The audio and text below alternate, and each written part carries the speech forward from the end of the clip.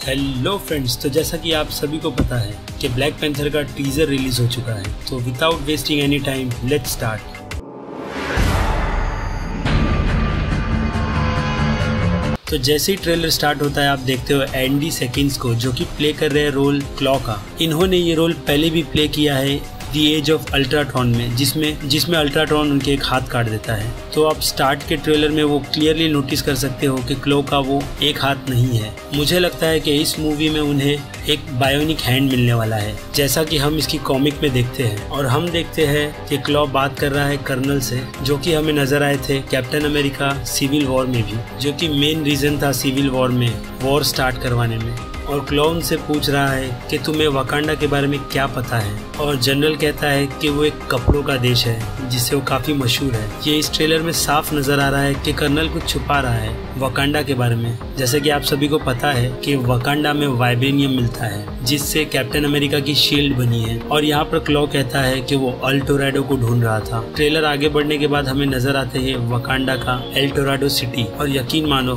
बहुत ही खूबसूरत लग रही है ये सिटी। और ये भी मूवी कलरफुल है थॉर द रेग्नारोक की तरह। और वहाँ पर हमें एक एडवांस जेट भी नजर आता है, और उस जेट को देखकर लगता है कि ये शायद टोनी स्टार्क की टेक्नोलॉजी है, बट नहीं, वकांडा के पास अपनी एक खुद की टेक्नोलॉजी है, और वो टोनी स्टार्क से बहुत आगे है टेक्नोलॉजी में, और उनके पास ये टेक्नोलॉजी कई सालों से है। और क्लॉ कहता है कि हाँ, बस सिर्फ मैं ही वो इंसान हूँ जिसने उसे देखा है। और उसके बाद हम देखते हैं कि कुछ लोग कुछ ढूंढ रहे हैं जंगल में, और उसकी थोड़ी देर बाद ही हमें ब्लैक पैंथर झाड़ के ऊपर नजर आता है। ब्लैक पैंथर को तो देखकर लग रहा है कि उसका सूट बिल्कुल ही अलग। हमने ब्लैक पैंथर का सूट देखा था कैप्टन अमेरिका सिविल वॉर में, वो सूट भी बहुत ही ज्यादा अपडेट था, इसमें अपडेट करने की जरूरत नहीं थी। और हम देखते हैं कि एक बंदा उस पर गोली चला रहा है, पर ब्लैक पैंथर पर कुछ भी असर नहीं होता है, क्योंकि उसका सूट वाइब्रेनियम का बना होता है। और हम देखते हैं कि क्लॉ कहता है कि हाँ, मैं तुम्हें देख सकता हूँ, जिससे कि क्लॉ को पता है कि मिरर के उस पार वकांडा के लोग खड़े हैं, जिनमें से एक ब्लैक पैंथर खुद है। और उसकी थोड़ी देर बाद हम देखते हैं वकांडा सिटी,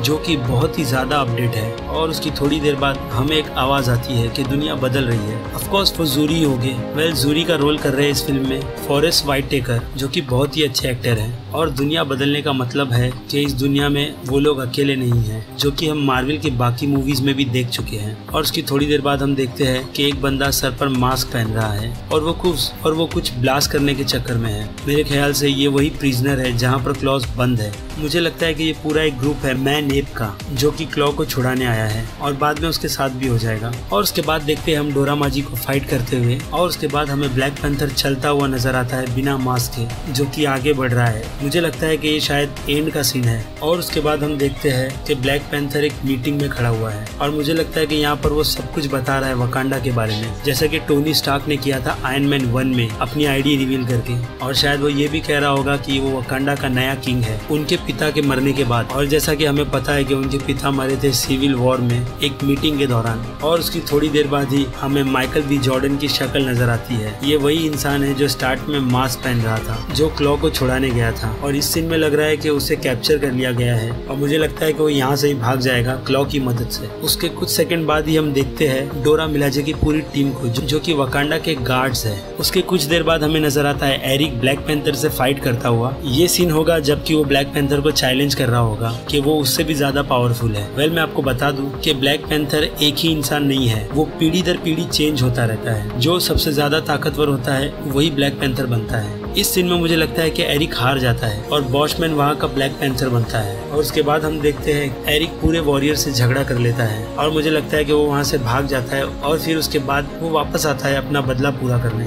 उसके कुछ देर बाद ही हम देखते हैं 4 लोगों को खड़े हुए, जो कि काम करते हैं एप मैन के लिए, जो कि आप लोगों को पता है कि वो उम्बाकू है, दी मैन एप। उसकी कुछ देर बाद ही वो हमें नजर आता है एक आदमी को उठाए हुए, और वो 4 लोग कौन थे उसके अगले सीन में ही हमें नजर आ जाता है। उनमें से एक है नकिया, ब्लैक पैंथर की बहन, और ब्लैक पैंथर की माँ शमोना, और एक एडवर्ड रॉड। और उसके बाद हम देखते हैं कि ब्लैक पैंथर एक कार पर कूदता है, और उसमें से एक पर्पल एनर्जी निकलती है। मुझे तो लगता है ये ब्लैक पैंथर की पावर्स है, जो कि हमें दिखाई नहीं गई थी सिविल वॉर में। इस मूवी में हमें ज्यादा डिटेलिंग में दिखाया जाएगा कि ब्लैक पैंथर के पास पावर क्या है और वो है कौन। वेल इफेक्ट देखकर तो आपको लग रहा होगा कि एनिमेशन प्रॉपर नहीं है, तो मैं आपको बता दूं ये मूवी अब तक पूरी कंप्लीट नहीं हुई है। इस मूवी को रिलीज होने के लिए भी अभी बहुत टाइम है। ये मूवी रिलीज होने वाली है 9 फेब 2018 को, तो तब तक तो सब ठीक ही हो जाएगा। और स्टार्ट का ये सीन देखकर मुझे लगता है कि यहाँ पर एरिक ने बॉसमैन को चैलेंज किया होगा ब्लैक पैंथर के लिए। तो बस आज के लिए इतना ही। अगर आपको मेरा ये वीडियो पसंद आया है तो मेरे चैनल को सब्सक्राइब और इस वीडियो को लाइक करना तो बिल्कुल मत भूलिएगा।